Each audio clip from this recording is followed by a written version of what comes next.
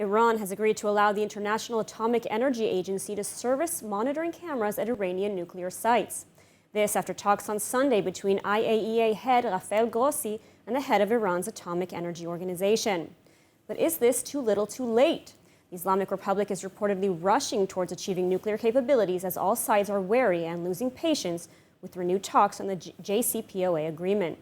So here to discuss these issues is Dr. Eran Lerman, Vice President of the Jerusalem Institute for Strategy and Security and former Deputy Director for Foreign Policy and International Affairs at the National Security Council. Welcome. Hi. So first of all, what is the significance of this achievement? I mean, is this even really an achievement? Well, the bad news is that it's not much of an achievement. Essentially, the Iranians, first of all, created the crisis, and then the famous story about the goat brought in Grossi for a limited gesture that allows them to basically entice the Western powers and, of course, the United States back to the negotiating table. But they have not conceded a full report on their nuclear activities. They're certainly very far from saying anything about the unexplained military activities of the past. And they're not even accounting for what the cameras did not record in recent months. In other words, it's a very limited gesture, and with serious. And if it leads to actually the resumption of negotiations, that would lead to a very flawed agreement. That would actually be a very negative outcome. On the other hand, it is an indication that the Iranians were worried about the mounting criticism. They were worried about the situation in which the international community was about to have this discussed, perhaps even at the level of the Security Council. They started hearing from Washington what Secretary Blinken said a few days ago, that the time is running out for a negotiated option. And so, I'm curious though, what is the status of the nuclear deal? Say that again. What is the status of the nuclear deal talks right now?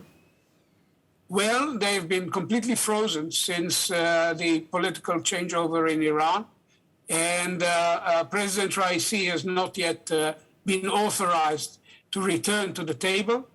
Meanwhile, the Iranians have greatly accelerated their steps towards accumulating enough fissile material down the road for a nuclear device. And as a result, the meaning of the negotiations is now cast in doubt, because unless the Iranians are willing to roll back much of what they've been doing in recent months, there's really no point in returning to the agreement. And this is what Secretary Blinken said the other day. All this comes against the background of Prime Minister Bennett's meeting with Biden, in which the president clearly said that from the point of view of the United States, there need to be other options if the negotiations fail. So we are at a very delicate passage. We may face a situation where the only way to stop Iran would be by more robust measures, not only enhanced sanctions, but also possibly all sorts of preventive actions. I wouldn't go into what kinds of actions could be relevant, because there's a wide range of options, but clearly these need to be discussed discreetly between Israel and the United States, which are the two relevant players. And I mean, what is Israel's role right now with Bennett at the helm? I mean, what is Israel likely to do? You mentioned maybe military options. Is that looking like a more viable possibility at the moment?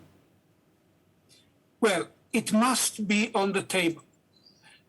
A credible military threat is probably the only way to get both the international community and the Iranians to focus their minds, as needs to be, on the need for the Iranian military nuclear project to be stopped, full stop.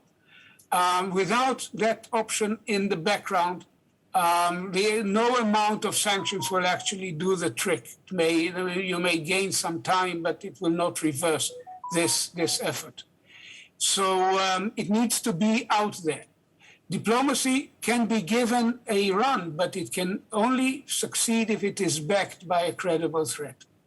And this is where Israel comes in, because clearly it is not an easy decision for the United States to make under the circumstances of all the bitter experiences in the region in recent years.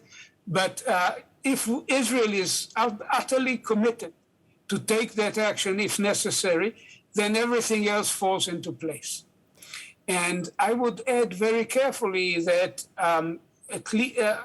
in the context of the new government in Israel, some of the political overlay that was carried as a baggage under the previous government in their relations with the Democratic administration in Washington can be put aside, and we can focus on the strategic needs and not on the political interactions between the government and the American administration. All right, Dr. Eran Lerman, thank you so much for taking time to speak with us today.